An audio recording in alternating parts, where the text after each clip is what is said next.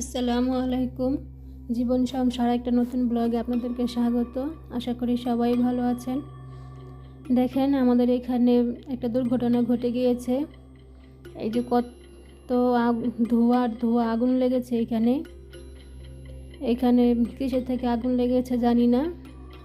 ধোঁয়া দিয়ে একদম সব অন্ধকার হয়ে গিয়েছে।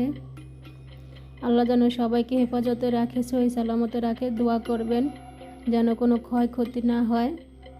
আমি তো আমার ঘরে কাজ করতেছিলাম, পরে হঠাৎ করে আমার নাকে গন্ধ আসলো, ধোঁয়ার গন্ধ আসতেছে।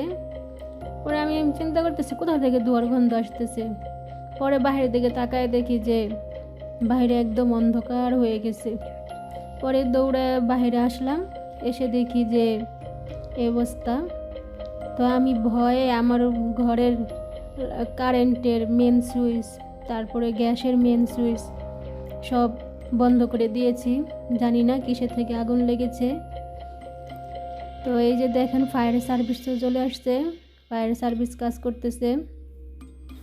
সবাই দোয়া করবেন যেন আল্লাহ সব কিছু হেফাজতে রাখে, কারো যেন কোনো ক্ষয়ক্ষতি না হয়।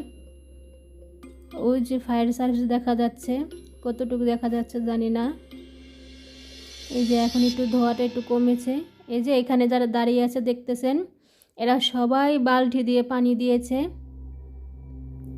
তো এখানে তো একটু আগুন লাগলে সাথে সাথে ফায়ার সার্ভিস চলে আসে। তো এই দেখেন কি পরিমাণ অন্ধকার, এখন একটু কমেছে। এই যে দেখেন ফায়ার সার্ভিসের গাড়ি, দুইটা গাড়ি আসছে, তার মানে অনেক আগুন লেগেছে। আমার হাজব্যান্ড তো কাজে, আমি তো ভয়ে ঘরের ভিতরে, আমার তো ভয়ে হাত পা কাঁপতেছে আর গলা শুকায় আসতেছে, এতটা ভয় লাগতেছে। এই যে ফায়ার সার্ভিস তারা কাজ করতেছে। ধোঁয়াটা কিন্তু এখন অনেকটাই কমেছে, তাই না?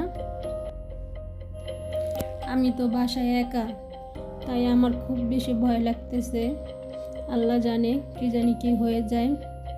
তো সবাই আমাদের জন্য দোয়া করবেন আর সবাই নিরাপদে থাকবেন। আসসালামু আলাইকুম, আল্লাহ হাফিজ।